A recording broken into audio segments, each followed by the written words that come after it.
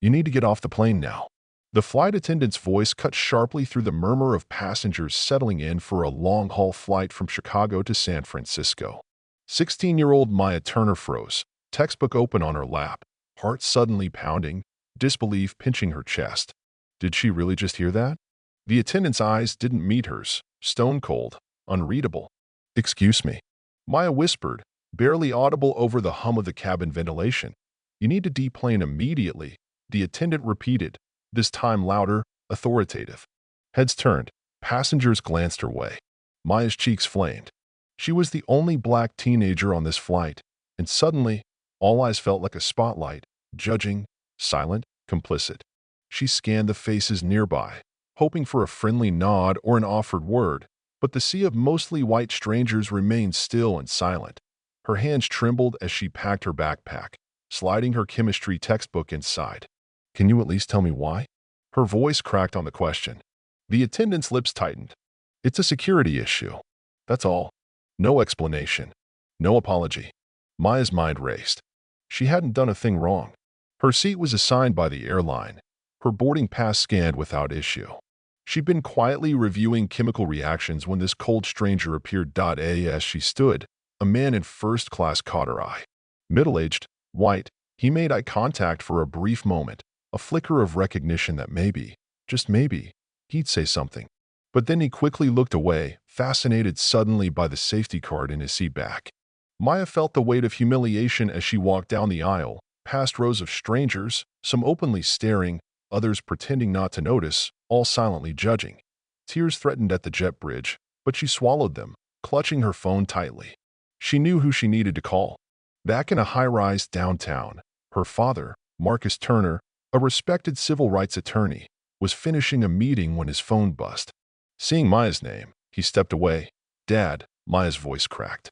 "They just kicked me off the plane." 20 minutes later, the captain of Flight 3927 received a message from the airline's legal department. The plane was ordered back to the gate and grounded indefinitely. Marcus Turner had filed an emergency injunction alleging racial discrimination, demanding all video footage, crew communications, and passenger manifests be preserved. What started as a routine removal spiraled into a PR nightmare. Legal battle, and a defining moment for a young woman and an airline forced to confront its biases. But to truly understand, we have to rewind to that morning, not just the day Maya arrived at O'Hare Airport, but the legacy of a family determined to rise despite obstacles. The Turners lived by a code: be twice as good, work twice as hard, and document everything. Marcus grew up hearing stories from his grandfather who marched with Dr. King, and his father who broke barriers as one of Illinois' first black judges. Now, as one of Chicago's top civil rights lawyers, he drilled these values into Maya. "Always keep your phone charged," he'd say. "Record anything that feels off, and call me, no matter what." Maya used to roll her eyes at those warnings. "Dad, it's not the 60s anymore." But that day, standing alone as her classmates boarded without her, she realized her dad's paranoia was anything but. On board, flight attendant Linda Hayes, with 23 years of experience, felt knots twist in her stomach. She'd started with a notification from the gate: passenger in seat 14C flagged for extra screening but somehow boarded. Description: teenage female, dark complexion, blue hoodie, seat 14C. Linda followed protocol, informed the captain, and moved to remove the passenger. Now, learning the passenger was the daughter of a prominent civil rights attorney, Linda questioned everything. Had there been a mistake? Why wasn't this passenger stopped before boarding? And most unsettling, why hadn't she asked more questions before acting? Captain David Ellis got the order: hold the plane at the gate, await senior management, preserve all recordings. When Linda explained, "I was told to remove a security risk in 14C, Ellis frowned. "Did you verify her boarding pass?" Silence was the only answer. Meanwhile, Maya sat in an airport cafe, texting her dad and her best friend, Jasmine, still on the plane. "Jazz, they just said we're going back to the gate."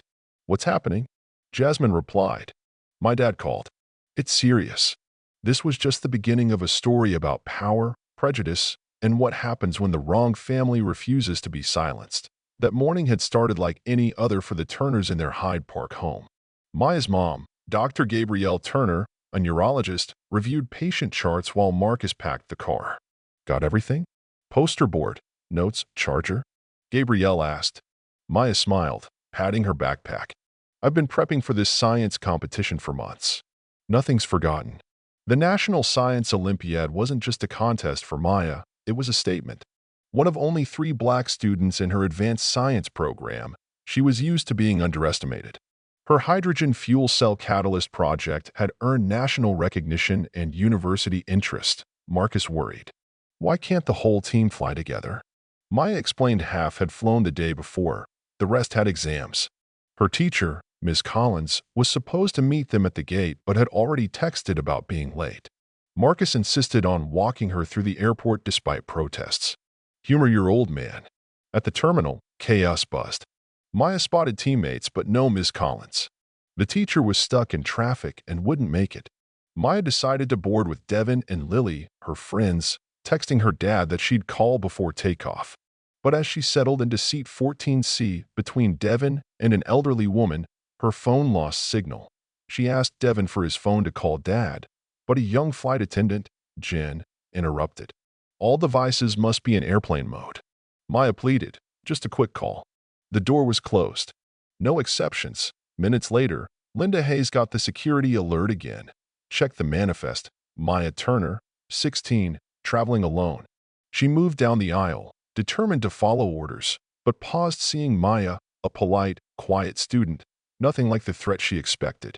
But after decades of training, protocols overrode instincts. Miss, you need to come with me. Maya's heart sank. Passengers watched in silence, some confused, some judgmental.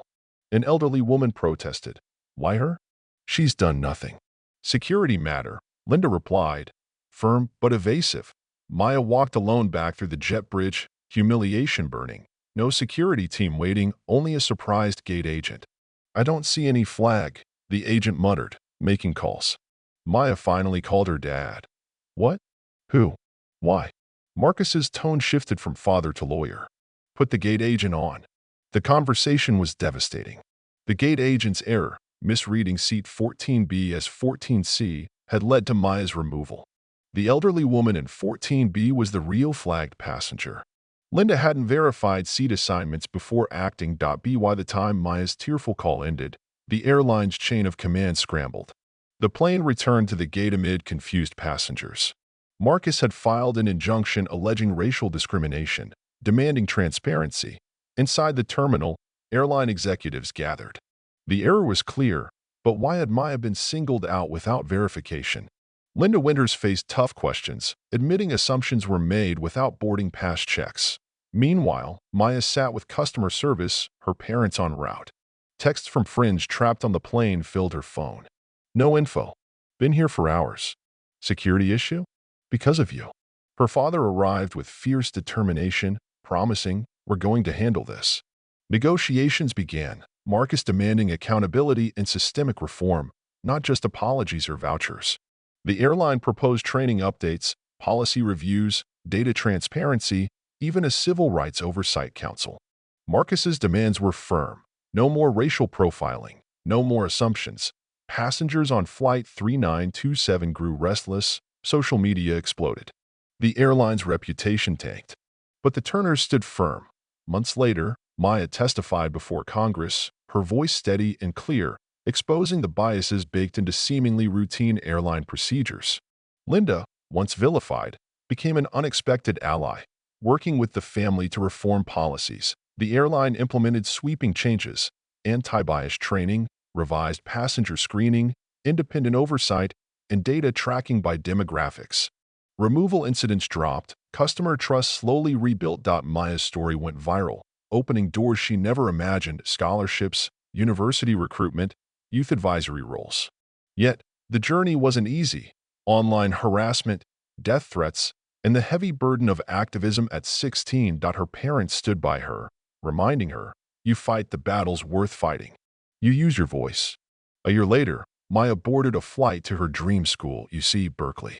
This time, in first class, no one questioned her right to be there. As the plane climbed, she thought of the systems, human and mechanical, that shaped her journey, determined to build more just once. Can I get you something to drink? Miss Turner?" asked the flight attendant. Maya smiled, asked about the airline's changes. "Major training updates, better verification," came the reply. Small signs of progress, but progress nonetheless. Maya opened her laptop, preparing for interviews combining chemistry and public policy, bridging the gap between science and social justice.